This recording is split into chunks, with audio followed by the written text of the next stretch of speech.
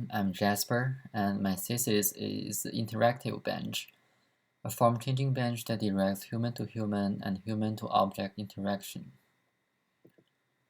Before ITP, I was a designer with some passion for art.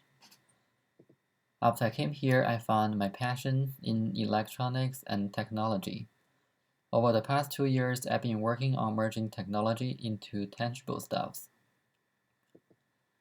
During my study here in New York City, one thing draws my attention is the public bench design in subways and parks.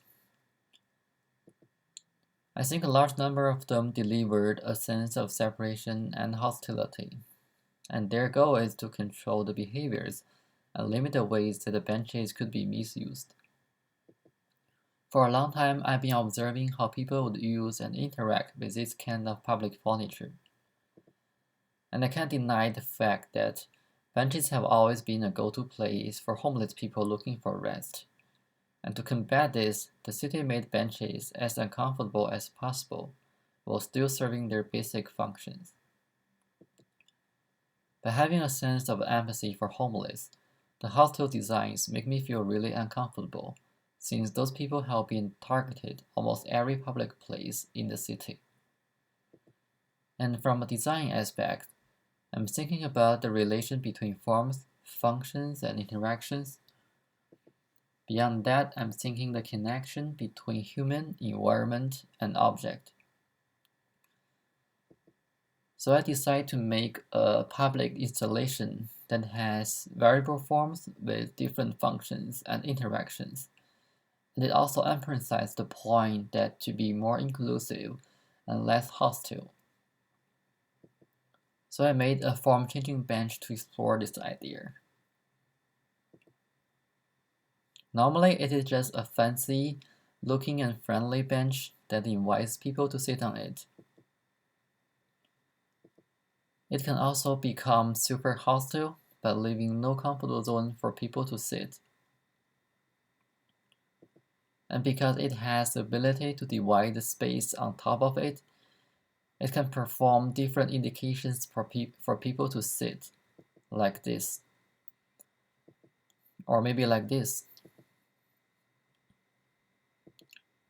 Or it could be a nice place for people to take a nap on it.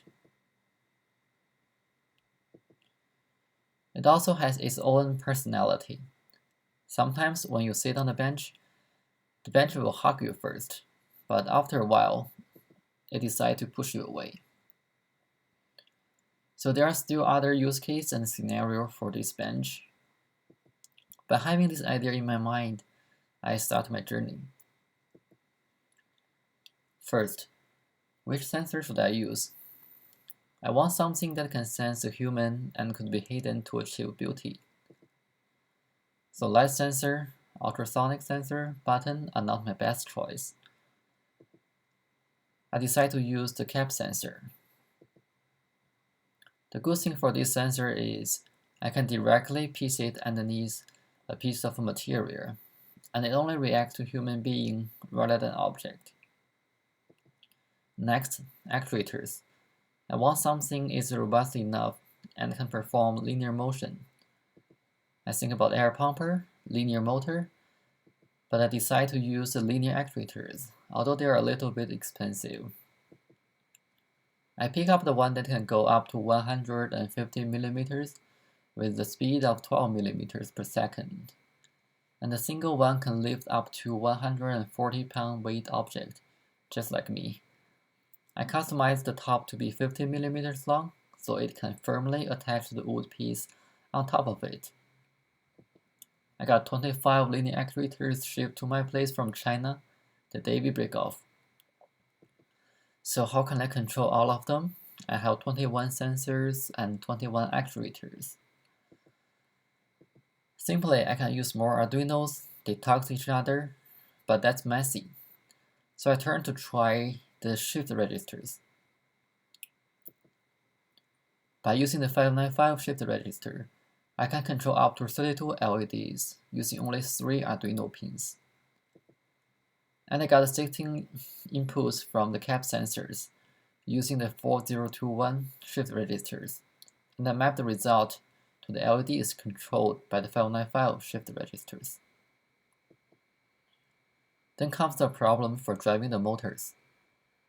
We know we can simply drive a motor using a H-bridge circuit. It usually requires two inputs to switch the motor direction. But what I have right now is only one series of input, which means I can only let the motors going up without getting them back.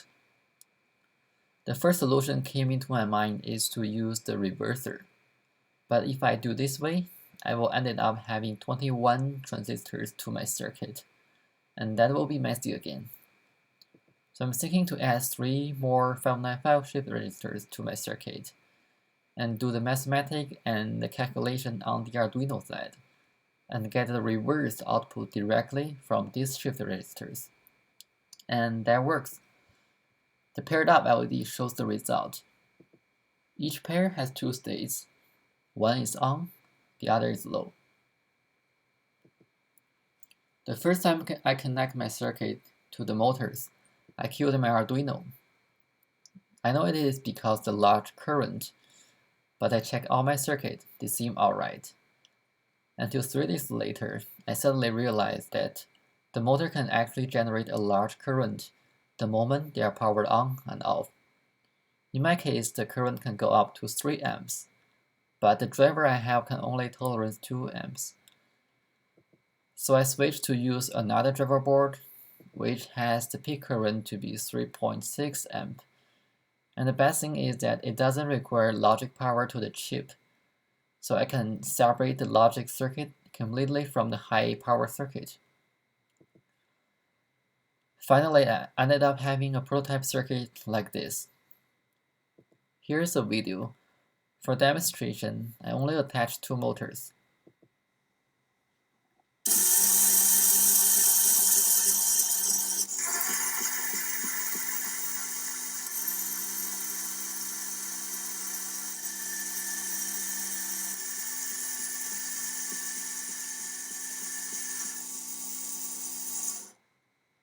So now I have the full control of the whole system. And if in this case, once you sit on the bench will push you away instantly. The next thing I'm going to do is to finish the fabrication and adjust code and logic so that I can do user test. I'm looking forward to see more possibilities when the bench finally comes to life.